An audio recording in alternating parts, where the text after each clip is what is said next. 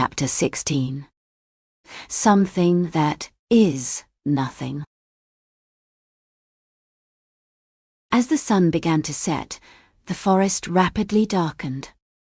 Layla looked at the dead bird with unfocused eyes, while Matias stared at Layla. There was a long moment of silence. But Matias wasn't impatient. Layla was right in front of him, and he believed she probably wouldn't be able to run away for a while. Layla soon lifted her head. Her eyes were filled with indignation that even the darkness couldn't hide. Her eyes were arrogant and daring, but he thought that was much better than avoiding eye contact.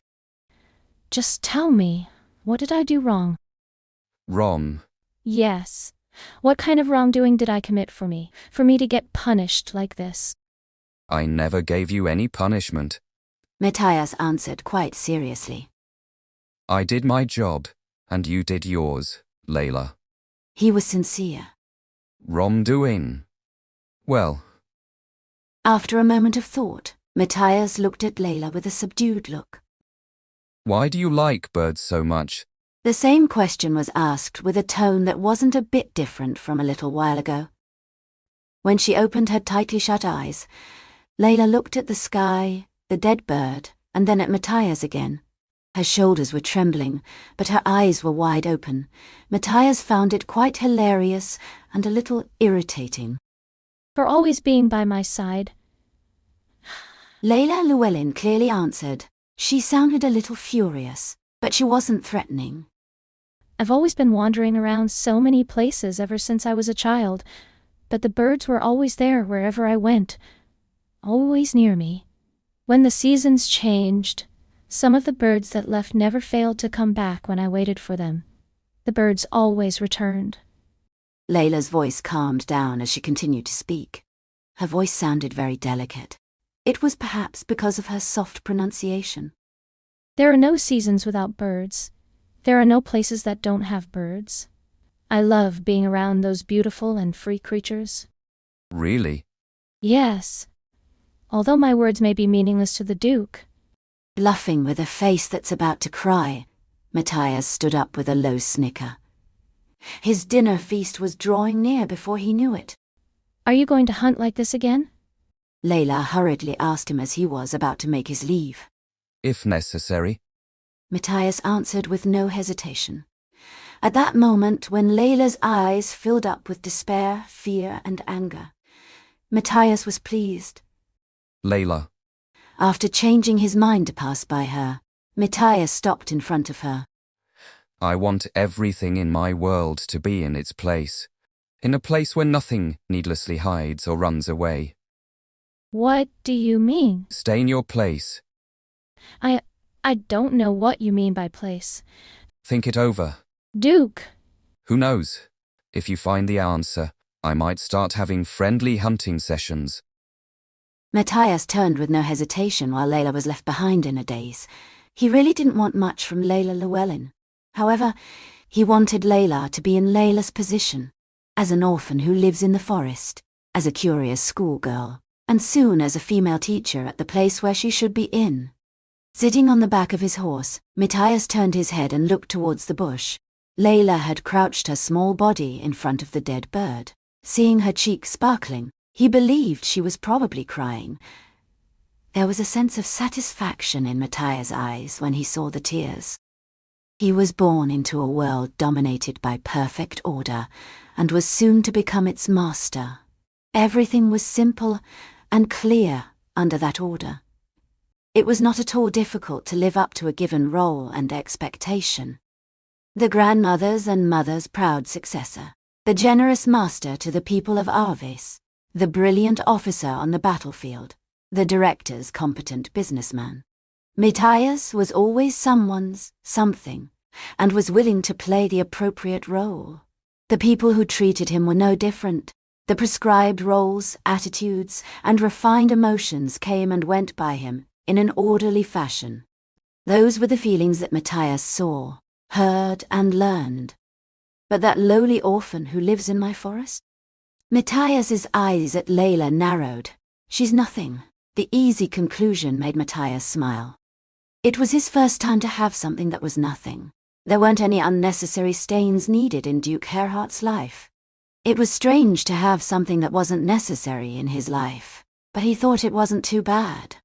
The emotions that woman, who was nothing, showed toward him entertained him.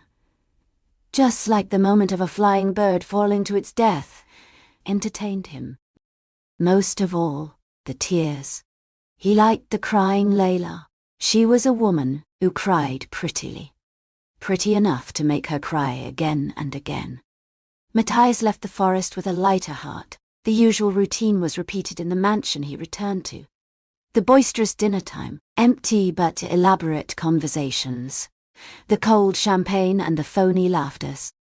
When the short summer night passed and morning came again, Matias thought it wouldn't be too bad to do a friendly hunt next time. When he looked out the window, Layla was there in the rose garden. She was silently helping out with the gardener's work. See? Matias turned away from the window with a smile. It's easy, Layla. Thank you, Layla. Claudine kindly expressed her gratitude. Claudine's friend, who had sat beside her, also thanked Layla with a slightly pulled smile. No problem, miss. Layla politely bowed. Her white hands were grasped together. There were grass stains at the end of her fingertips, which were from the flowers she had picked. There were also several blood-stained wounds from the rose thorns that had stabbed her fingers. Can you cut off that red rose as well? I think a bundle would be enough.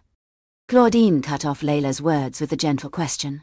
Layla turned her head and looked towards the direction that Claudine had pointed to. It was the central flower bed of the garden. There were splendidly colored red roses in full bloom. Yes, miss. Layla obediently followed orders as usual.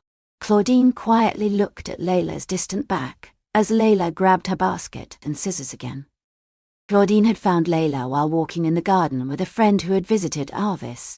After being out of sight for several days, she was now working diligently today to help the gardener. Claudine changed their plans to have tea together and then suggested arranging flowers to her friend. Emilia agreed with delight, and the floral arrangements for the two ladies were prepared under the pergola that was beneath the vine roses. And then Layla. Claudine sent a maid to call Layla. They've been like that since childhood. It was Layla Llewellyn's job to pick up the roses Claudine needed whenever she started arranging flowers under the pergola. She was not enough to be Claudine's playmate, but Layla followed errands well. On days where everything was boring, Claudine occasionally called for Layla to say a few words. That girl. She acts very politely, but it strangely feels arrogant. Emilia pouted her lips as she watched Layla. What should I say? It seems like she doesn't know her circumstances that well. Don't be like that, Emilia. Layla is a pitiful child. Claudine lightly frowned. The rose branches were cut off with the scissors that Layla had given her. Of course, she does have some flaws, but let's still be tolerant of her. Emilia grinned at Claudine's words. Well, you're too generous to your residents. Residents who do their part faithfully should be respected. Claudine's voice got lower and softer. The blue porcelain vase was filled one by one with the flowers she trimmed. Layla soon returned with a bundle of red roses. Again, with impeccable politeness, Layla bowed and put the roses on the table. Claudine stopped her moving hands and looked at Layla. Emilia's critique of Layla was correct. Claudine, who had seen that child for a long time, agreed with Emilia's remarks. Claudine had a vague idea of why Emilia was able to make such a critique. Layla Llewellyn's docile demeanor seemed like it actually came through her unconcerned attitude. There were famous aristocratic daughters who were anxious to be friends with Claudine, and yet Layla was not excited or pleased at all whenever Claudine was near her. Layla didn't bother to look good in front of Claudine. She never flattered Claudine either. She was just that type to submissively endure and follow orders. Claudine wasn't used to such indifference. The fact that Claudine had received such indifference from the orphan made her feel humiliated. Good work, Layla. Claudine smiled. Layla stepped back as she bowed, and the maid, who was waiting a few steps away, approached Layla. It was the moment Claudine had looked forward to the most. The moment when Layla's authentic emotions were revealed through her eyes, when she was given the gold coin in her hands. After all these years, Layla still couldn't maintain her composure when she was presented with the gold coin. Claudine was satisfied when Layla's hand, that held the gold coin, trembled as if she was holding a hot potato. Claudine was planning to present her with another gift to top it off. An invitation to the party that would give that pitiful child a beautiful memory. Are you giving this to me? Layla's eyes grew bigger when she received an invitation from the same maid who had provided her the gold coin. She looked very flustered. Yes, I had asked for permission, and the two madams allowed it. But, Miss... I really want you to come, Layla. Claudine smiled as she cut off Layla's words again. Layla's face turned pale, while Claudine's smile grew brighter. I'm sure you won't refuse my invitation. After Claudine spoke to Layla as if she was her longtime childhood friend, Claudine then turned her eyes away. I'm going to have to tame that stiff child before I become Duchess of Arvis. Claudine started to trim the red roses while calmly reflecting on her intentions. The rose vase decorated by the skilled Claudine was perfectly beautiful. AudiosKoppo